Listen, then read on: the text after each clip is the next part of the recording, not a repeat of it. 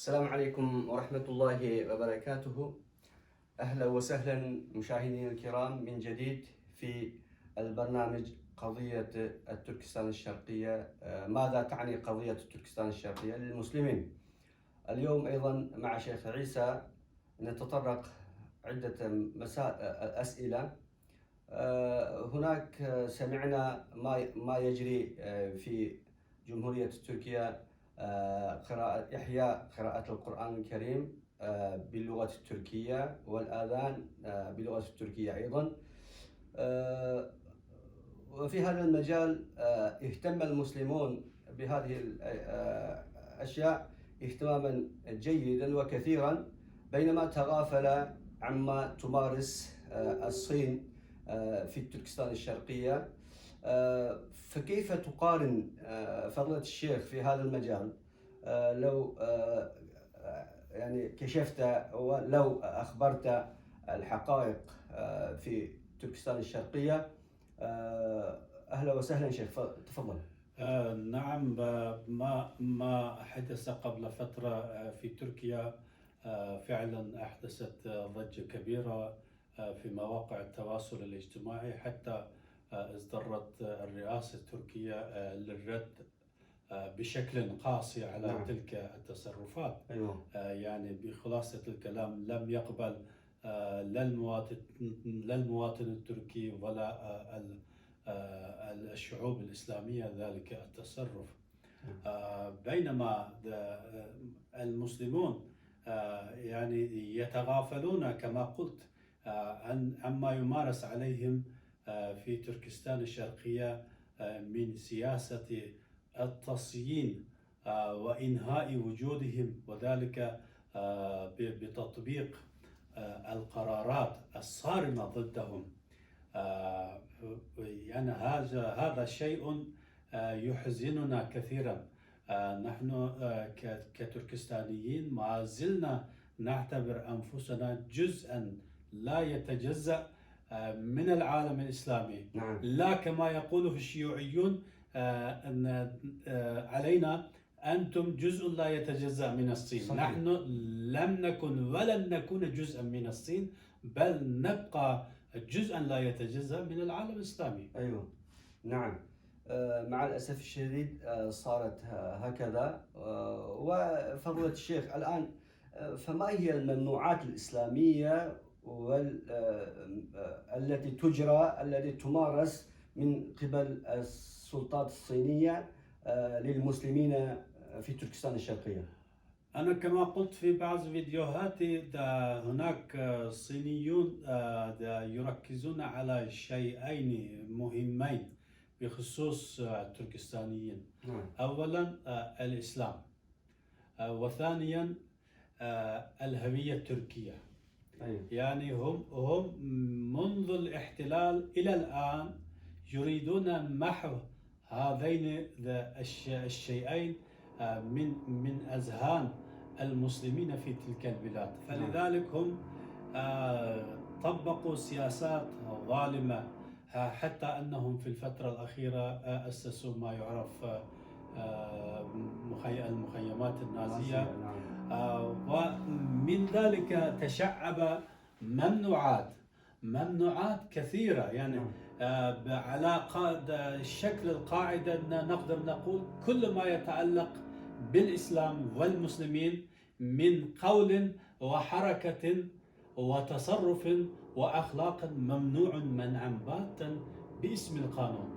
مثلا هذا بدأ من هدم المساجد. أيوة. في البداية هم هدموا منارات المساجد. أيوة. فبقي المسجد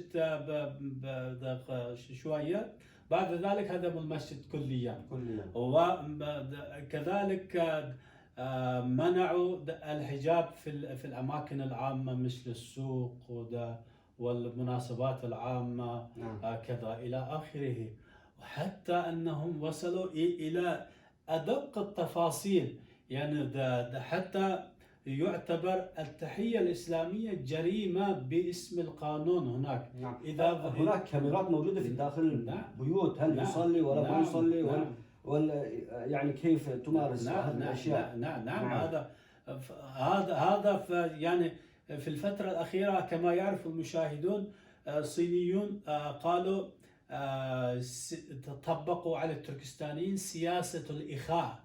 يعني نعم. سياسة الإخاء هذا معناه كل صيني يعني صيني أجنبي يبيت وينام في بيت التركستانيين إلى فترة معينة، فهذا الشخص يعمل تقرير بالتفاصيل عن ذلك العائلة، عن ذلك الشخص، هل أنه يمارس الدين، يمارس العادات والتقاليد، هل يتحدث باللغة الأيغورية في البيت، هل يأكل حرام هل يأكل حلال يفرق؟ والحرام، إلى هذه الدرجة. يعني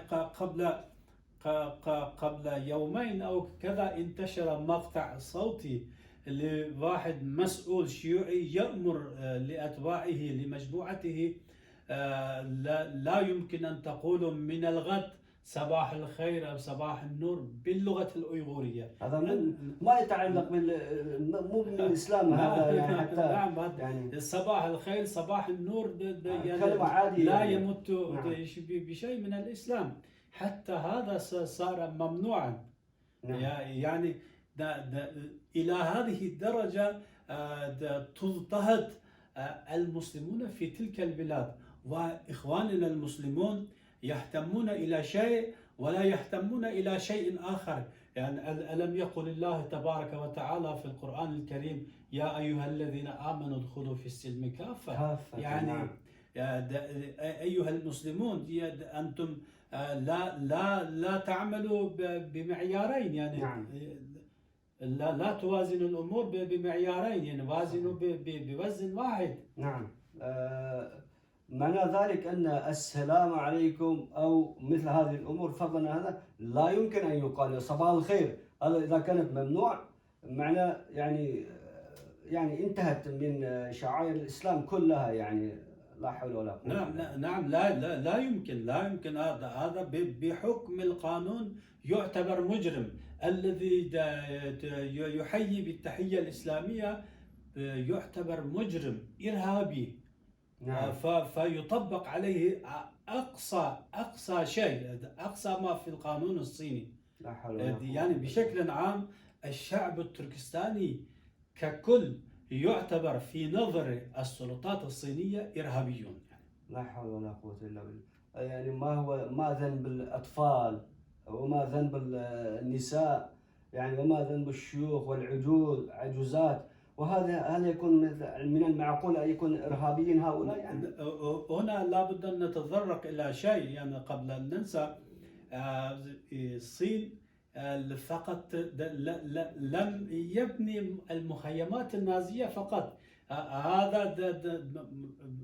هذه المخيمات بنوها بالمئات، والذي بقي خارج هذه المخيمات أيضا طبق عليهم هذه السياسات القاسية، بدءا من الأطفال. حتى الأطفال نعم. أخذوا إلى روضة الأطفال، ما يسمى هم سموا تلك الروضات رياض الجنة، يعني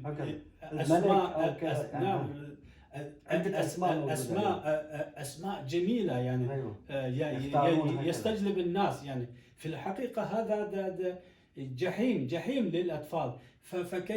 فكيف يمكن أن يكون طفل عمره سنة، سنتين، 3 سنوات، 5 سنوات منفصلا عن آبائه وعن أمهاتهم، منفصلين ومغلق في مكان معين لمدة 15 يوم، لمدة شهر، شهرين، أو إلى مدد بعيدة؟ فكيف يكون حاله؟ يعني الطفل هذا يعني مع مرور الزمن ينسى آبائه وأمهاته فيصير صينيا. يعني لا حول، يعني هذا ما يمارس على الشعب التركستاني، هذه حقيقة يعني. لا حول ولا قوة. شكرا جزيلا الشيخ عيسى لما قدمتم من الحقائق التي تجرى في داخل تركستان الشرقية. وأيضا مشاهدينا الكرام، الحالة كما سمعتم إخوانكم عن أحوال إخوانكم في تركستان الشرقية من قبل السلطات الصينية. نرجو أن نتمنى منكم كإخوة الأخ المسلم أخو المسلم، وهناك المسلمون ينتظرونكم من العالم الإسلامي التحرك جيدا كما اهتممتم لأماكن أخرى للإسلام المسلمين مثل في تركستان الشرقية أيضا. وفي هذه المناسبة الشيخ عيسى تحدث كثيرا من الأشياء، ونستودعكم الله إلى لقاء آخر. السلام عليكم ورحمة الله وبركاته.